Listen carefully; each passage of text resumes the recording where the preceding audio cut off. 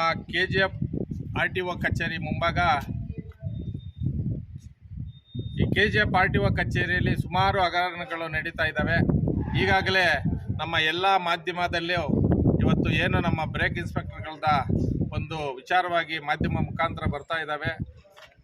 ಆ ಒಂದು ವಿಚಾರವಾಗಿ ನಾವು ಇಲ್ಲಿ ನಮ್ಮ ARTOವನ್ನು ಭೇಟಿ ಮಾಡಿ ಈ ಒಂದು ಸಂದರ್ಭದಲ್ಲಿ ಈ ಥರ ಹಲವಾರು ಏನು ನಮ್ಮ RTO ಆಫೀಸಲ್ಲಿ ಹಗರಣಗಳು ನಡೀತಾ ಇದ್ದಾವೆ. ಅದರ ವಿಚಾರವಾಗಿ ಸುಮಾರು ಏನು ಈ ಫೆಬ್ರವರಿ 5ನೇ ತಾರೀಕು ನಮ್ಮ ಬ್ರೇಕ್ ಇನ್ಸ್ಪೆಕ್ಟರ್ ಮೇಡಮ್ ಅವರು ಟ್ರೈನಿಂಗ್ ಹೋಗಿರ್ತಾರೆ. ಅವತ್ತೇ ಇಲ್ಲಿ ಒಂದು ಸುಮಾರು 15ರಿಂದ 20 ಫಿಟ್ನೆಸ್ ಸರ್ಟಿಫಿಕೇಟ್ಗಳನ್ನು ಮಂಜೂರು ಮಾಡಿರ್ತಾರೆ. ಆ ಒಂದು ವಿಚಾರವಾಗಿ ನಾವು ಮೀಡಿಯಾದಲ್ಲಿ ನೋಡಿದಾಗ ಈ ಒಂದು KGF RTO ಹಗರಣಗಳನ್ನು ಬಯಲಿಗೆ ಬರೋಂಥ ಒಂದು ವಿಚಾರ ನೋಡಿ ನಮಗೂ ನೋವಾಯಿತು. ನಮ್ಮಲ್ಲಿ ಏನು ಈ ಕಡೆ ಆಂಧ್ರ, ಒಂದು ಕಡೆ ತಮಿಳುನಾಡು ಇರೋ ಭಾಗದಲ್ಲಿ ಸುಮಾರು 3 ತಾಲೂಕುಗಳು ಸೇರತಕ್ಕಂಥ ಈ ಒಂದು RTO ಆಫೀಸು ನಮಗೆ ಈ ಒಂದು ಕಚೇರಿಯಲ್ಲಿ ಇಷ್ಟು ದೊಡ್ಡ ಮಟ್ಟದಲ್ಲಿ ಹಗರಣಗಳು ನಡೀತಾ ಇರೋದು ನಮ್ಗೆ ನೋವು ತಂದಂಥ ಸಂಗತಿ. ಆದ ಕಾರಣ ನಮ್ಮ ಒಂದು ಏನು ಅಧಿಕಾರಿಗಳಿಗೆ ಭೇಟಿ ಮಾಡಿ ಇವತ್ತು ಈ ಥರ ವಿಚಾರವಾಗಿ ಅವರಿಗೆ ಒಂದು ದೂರನ್ನು ಕೊಟ್ಟಿರತಕ್ಕಂಥದ್ದು ಕೆಲಸ ನಾವು ಮಾಡಿದ್ದೀವಿ. ಕರ್ನಾಟಕ ರಕ್ಷಣಾ ವೇದಿಕೆ ಕಡೆಯಿಂದ ಇದನ್ನು ಅವರೇನಾದರೂ ಸರಿಪಡಿಸ್ಕೊಂಡಿಲ್ಲ ಅನ್ನೋ ಒಂದು ಮಟ್ಟ ಬಂದಾಗ ದೊಡ್ಡ ಮಟ್ಟದಲ್ಲಿ ಹೋರಾಟ ಮಾಡಬೇಕಾಗುತ್ತೆ ಅನ್ನೋ ಒಂದು ಸಂದೇಶವನ್ನು ಅಧಿಕಾರಿಗಳಿಗೆ ಕೊಟ್ಟಿರತಕ್ಕಂಥದ್ದು. ಕೂಡಲೇ ಇಂಥ ಅಧಿಕಾರಿಗಳನ್ನ ವರ್ಗಾವಣೆ ಮಾಡಬೇಕು, ಈ ಒಂದು ಕಚೇರಿಗೆ ಒಳ್ಳೆಯ ಅಧಿಕಾರಿಗಳನ್ನ ಕೂಡಿಸ್ಬೇಕು ಅನ್ನೋ ಒಂದು ಕರ್ನಾಟಕ ರಕ್ಷಣಾ ವೇದಿಕೆ ವತಿಯಿಂದ ನಾನು ಹೇಳತಕ್ಕಂಥದ್ದು ಬಯಸ್ತೀನಿ. ಹಾಗೆ ಇಲ್ಲಿ ಏನು ಅಫಿಷಿಯಲ್ಸ್ 1-2-3 ಜನ ದಲ್ಲಾಳಿಗಳನ್ನ ಇಟ್ಟಿದ್ದಾರೆ, ಅವ್ರನ್ನ ಕೂಡಲೇ ಇಲ್ಲಿಂದ ತೆರವುಗೊಳಿಸ್ಕೋಬೇಕು. ಆ ಒಂದು ದಲ್ಲಾಳಿಗಳಿಂದ ಇಲ್ಲಿ ಈ ಕಚೇರಿಗೆ ಕೆಟ್ಟ ಹೆಸರು ಬರೋದು ಬೇಡ ಅಂತ ಹೇಳ್ತಾ ಅಧಿಕಾರಿಗಳಲ್ಲಿ ಮನವಿ ಮಾಡಿದ್ದೀನಿ. ಈ ಒಂದು ಅದನ್ನು ಅಧಿಕಾರಿಗಳೇನಾದರೂ ಈ ಒಂದು ಏನು ವರ್ಗಾವಣೆ ಮಾಡಿ ಅವ್ರನ್ನ ಆದೇಶ ಮಾಡಿ ಬೇರೆ ಅಧಿಕಾರಿಗಳನ್ನ ಇಲ್ಲಿಗೆ ಕರೆಸ್ಕೊಂಡಿಲ್ಲ ಅನ್ನೋ ಒಂದು ಬಂದಲ್ಲಿ ಅವತ್ತಿನ ದಿವಸ ನಾವು ಕರ್ನಾಟಕ ರಕ್ಷಣಾ ವೇದಿಕೆ ವತಿಯಿಂದ ಹೋರಾಟ ಮಾಡ್ತೀವಿ ಅನ್ನೋ ಒಂದು ಮಾತನ್ನ ಹೇಳಕ್ ಬಯಸ್ತಾ ಇದ್ದೀನಿ. ಸರಿ, ಇದಿರ್ಲಿ ಸರ್, ನಮ್ಮ ಕಚೇರಿ ವಿಚಾರವಾಗಿ ಹೇಳ್ತಾ ಇದ್ದೀವಿ. ದಯವಿಟ್ಟು ಸ್ವಲ್ಪ ನೀವು ಕಚೇರಿ ಬಗ್ಗೆ ಗಮನ ಕೊಡಬೇಕು. ಇಲ್ಲಿರೋ ಒಂದಷ್ಟು ಯಾರೇ ಒಂದು ನಿಮ್ಮಲ್ಲಿರೋ ಅಷ್ಟು ದಲ್ಲಾಳಿಗಳನ್ನ ನೀವು ಈಗಲೇ ಅವ್ರನ್ನ ನಾನು ಪತ್ರಕ್ಕೆ ಮುಖಾಂತರ ಕೊಡ್ತೀನಿ, ಅವ್ರನ್ನ ಇಲ್ಲಿಂದ ತೆರವುಗೊಳಿಸ್ಕೋಬೇಕು.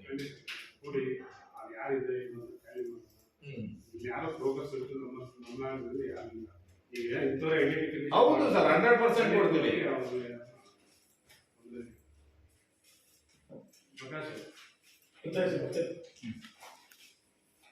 ತಿಳ್ಕೊಳ್ಳಿ, ಇಲ್ಲ ಅಂದ್ರೆ ಅದನ್ನ ಸೈಡ್ ಕಳಿಸಿ.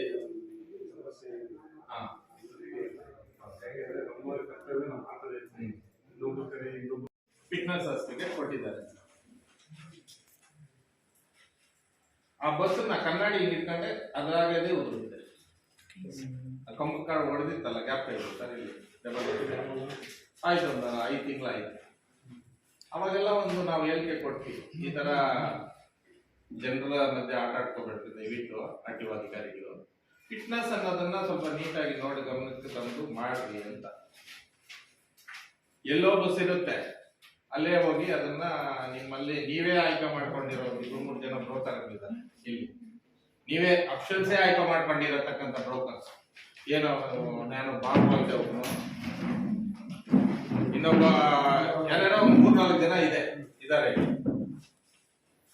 ಅವ್ರ ಮಾತುಗಳನ್ನು ಕೇಳಿಕೊಂಡು ಇವತ್ತು ಈ RTO ಆಫೀಸ್ ನಡೀತಾ ಇದೆ ಅಂತ ನಮ್ಮ ಒಂದು ಇದು ನೋಡಿ. ಮೊನ್ನೆ ಮಾಧ್ಯಮದಲ್ಲಿ ನೋಡ್ತಾ ಇದ್ದೀವಿ, ಫೆಬ್ರವರಿ 5ನೇ ತಾರೀಕು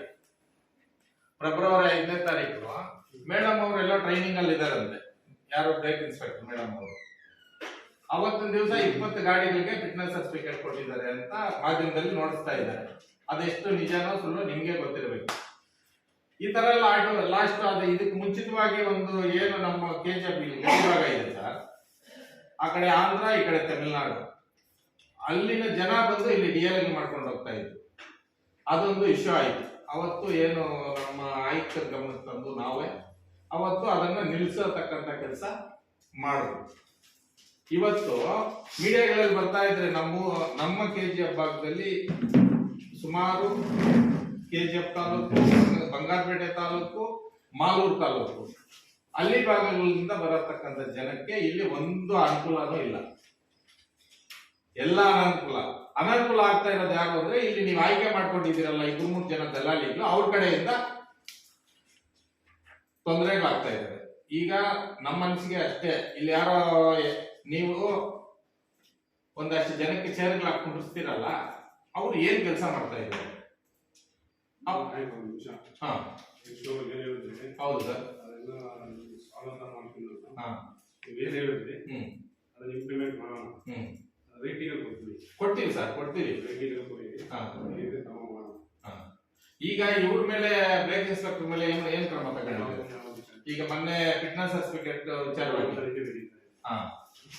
ನಮ್ಗೇನಂದ್ರೆ ಇಂಥ ಅಧಿಕಾರಿಗಳನ್ನ ದಯವಿಟ್ಟು ಬೇರೆ ಕಡೆ ವರ್ಗಾವಣೆ ಮಾಡೋದಕ್ಕೆ ನೀವು ಆಯುಕ್ತಕ್ಕೋ ಇಲ್ಲ ನಿಮ್ಗೆ ಸಂಬಂಧಪಟ್ಟಂತ ಅಧಿಕಾರಿಗಳಿಗೆ ಬರೀರಿ. ನಮ್ಗೆ ಯಾರೋ ಒಳ್ಳೆ ಅಧಿಕಾರಿಗಳನ್ನ ತರ್ಸ್ಕೊಂಡು ಕೆಲಸ ಮಾಡತಕ್ಕಂಥ ಕೆಲಸ ಮಾಡ್ಬೇಕಾಗುತ್ತೆ. ಆಮೇಲೆ ನೇರವಾಗಿ ಯಾಕೆ ಹೇಳ್ತೀನಿ ಅಂದ್ರೆ ಇಲ್ಲಿ ಇಬ್ರು ದಲ್ಲಾಳಿಗಳು ಅಂತ ಈ ಕಚೇರಿಯಲ್ಲಿ ಅವ್ರಿಬ್ಬರನ್ನ ಹೊರಗಡೆ ಹಾಕಿದ್ರೆ ಈ ಕಚೇರಿ ಎಲ್ಲಾ ರೀತಿಯಲ್ಲೂ ಸರಿ ಹೋಗುತ್ತೆ. ಇಲ್ಲಾಂದ್ರೆ ಅಫಿಷಿಯಲ್ಸ್ ಇನ್ನೂ ತೊಂದರೆಗಳಿಗೆ ಸಿಕ್ಕಾಕೊಂಡ್ಬೇಕಾಗಿರೋ ಬರ್ತಾರೆ. ನಾನು ರೈಟಿಂಗ್ ಅಲ್ಲಿ ಕೊಡ್ತೀನಿ, 100% ಕೊಡ್ತೀನಿ ಸರ್.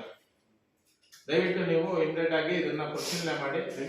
ಆಮೇಲೆ ಹೌದು ಸರ್, ಆಮೇಲೆ ಇಲ್ಲಿ ಬರತಕ್ಕಂಥವ್ರಿಗೆ ನೀವು ಏನು ಹಳ್ಳಿ ಭಾಗಗಳಿಂದ ಬರ್ತಾರೆ ಅವ್ರಿಗೆ ಒಂದು ನೀರಿನ ವ್ಯವಸ್ಥೆ, ಆಸನ ವ್ಯವಸ್ಥೆ ಇದೆಲ್ಲ ಮಾಡಬೇಕು. ಇಲ್ಲ ಸರ್, ನೀವು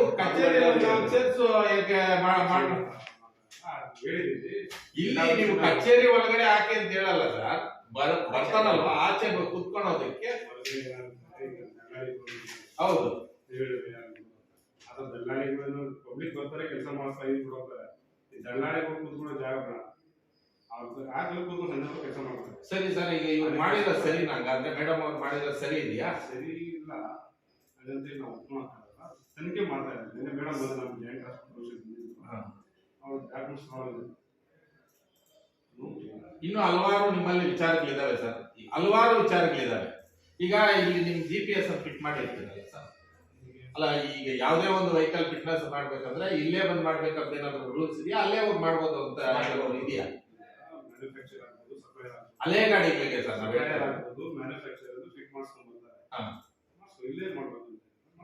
ಈಗ ಎಲ್ಲಿ ಬೇಕಲ್ಲ ಸರ್. ಈಗ ಹಳೆ ಗಾಡಿಗಳು ನಾವು ಹೇಳ್ತಾ ಇರೋದು ಹಳೆ ವಾಹನಗಳಿಗೆ ನೀವು ಅಲ್ಲೇ ಹೋಗಿ ಫಿಟ್ನೆಸ್ ಸರ್ಟಿಫಿಕೇಟ್ ಕೊಡ್ಬೋದು. ಅದಕ್ಕೆ ಅಲ್ಲೇ ಹೋಗ್ಕೊಡ್ತಾರೆ. ಇಲ್ಲಿ ಗಾಡಿ ಬರ್ಲೇಬೇಕಲ್ವಾ? 500 ಈಗ ನಮ್ಮಲ್ಲಿ GPS ಅಂದ್ರೆ ಜಿಯೋ ಫೆನ್ಸಿಂಗ್ ಅಂತ ಆಗಿದೆ. 500 ಅಡಿ ರೇಡಿಯಸ್ ಅಲ್ಲಿ ಇರಬೇಕು. ಹೌದೌದು. ಈ ಸೆಂಟರ್ ಪಾಯಿಂಟ್ ಇಂದ 500 ಅಡಿ ಒಳಗಡೆ ಇದ್ರೆ ಅಂತವ್ ಮಾತ್ರ ಕೊಡ್ಬೋದು. ಅದಕ್ಕೆ ಬಿಟ್ಟು ಆಚೆ ನಮ್ಗೆ ಕೊಡೋಕೆ ನಮ್ಗೆ ತಗೊಳ್ಳಿಲ್ಲ. ತಗೊಳ್ಳೋದೇ ಸಿಸ್ಟಮ್. ಹೌದು ಸರ್, ಈಗ ಕೊಟ್ಟಿದ್ದಾರಲ್ಲ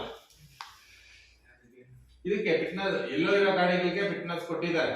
ಆಮೇಲೆ ಲಾಸ್ಟ್ ಟೈಮ್ ಎಲ್ಲ ಈ ಟ್ರ್ಯಾಕ್ಟರ್ಸ್ ಇತ್ತಲ್ಲ, ಬೋನಫಿಟ್ ಸರ್ಟಿಫಿಕೇಟ್ ಅಂತ ಮಾಡ್ಕೊಬಂದು ಸುಮ್ನೆ ಅದು ರೈತರೇ ಅಲ್ಲ ಕಮರ್ಷಿಯಲ್ ವೆಹಿಕಲ್ಗೆಲ್ಲ ಬೋನಫಿಟ್ ಸರ್ಟಿಫಿಕೇಟ್ ಮಾಡ್ಕೊಬಂದು ಅವಾಗ ನೀವೆಲ್ಲ ಡಾಕ್ಯುಮೆಂಟ್ ಮಾಡ್ಕೊಟ್ಟಿದ್ದೀರಾ ನಿಮ್ ಕಡೆಯಿಂದ. ಇವೆಲ್ಲ ನಡೀತಾನೆ ಇದೆ. ಈಗ ನೋಡ್ರಿ, ಈ ಶಾಸಕಿ ಬಸ್ಗಳಿದಾವಲ್ಲ ಸರ್, ಅವ್ರನ್ನ ನೀವು ಆಗಾಗ ಪರಿಶೀಲನೆ ಮಾಡ್ಬೇಕು ದಯವಿಟ್ಟು. ಯಾಕೆ ಹೇಳ್ತೀವಿ ಅಂದ್ರೆ ಸುಮಾರು ಆಕ್ಸಿಡೆಂಟ್ ಸರ್, ಓವರ್ ಸ್ಪೀಡ್